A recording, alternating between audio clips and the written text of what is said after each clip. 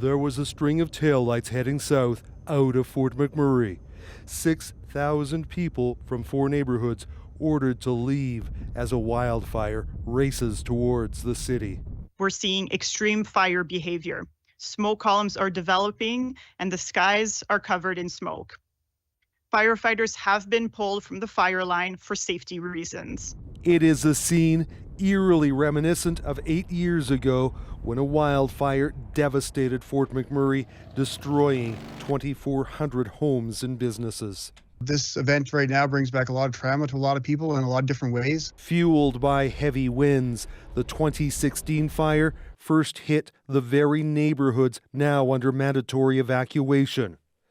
But there are differences, says the fire chief. Well, as a community, we're far more prepared. After the devastation of 2016, Fort McMurray began removing trees and fuel around the edges of the city, building buffer zones to keep the flames away.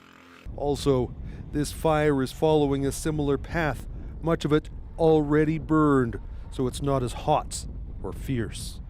It's not the big crown fire that we had experienced in 16. What it is, it's a surface fire, and it's running along the surface in these extreme, conditions. Still, the rest of the city remains under an evacuation alert and must be ready to leave at a moment's notice. Stephanie Burt and her family are packed and ready. And when we seen the sky, and it was very orange, and it was just terrifying. It looked like something out of a horror movie. That was the moment for me where I really started to feel uneasy. For now, the path of the fire depends entirely on which way the wind blows. Terry Reith, CBC News, Edmonton.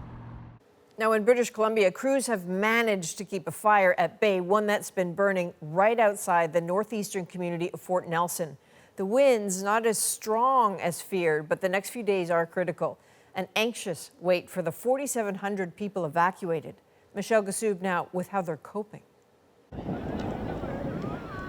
Fort St. John is bursting at the seams. Over 1,400 evacuees from Fort Nelson are sheltering here. Everybody wants a hug all the time, so it's good, but still unnerving.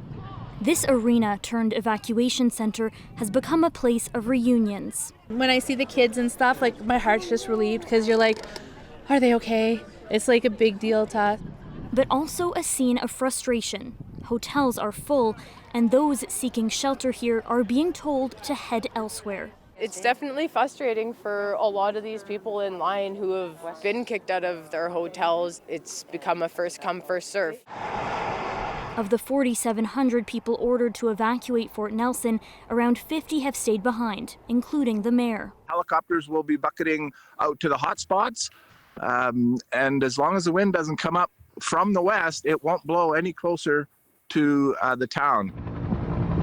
Others post daily live streams of what they're seeing behind evacuation lines. We are getting some water on our windows we cruise, so that's a good sign.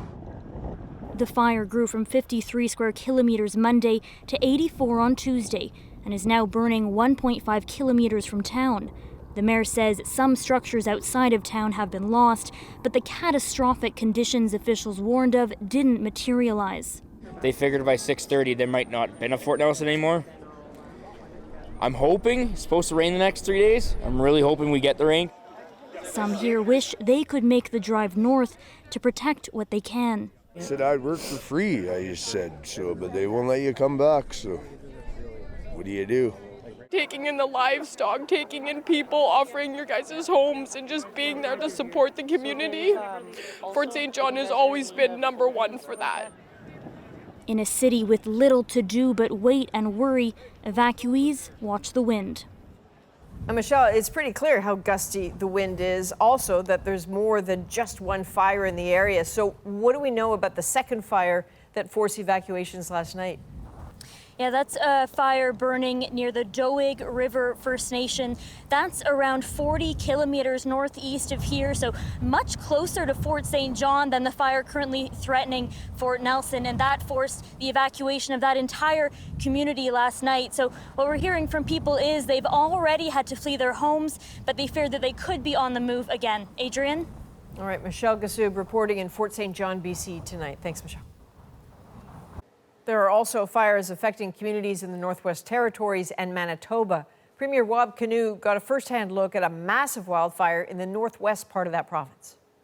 It's a very dramatic, serious situation.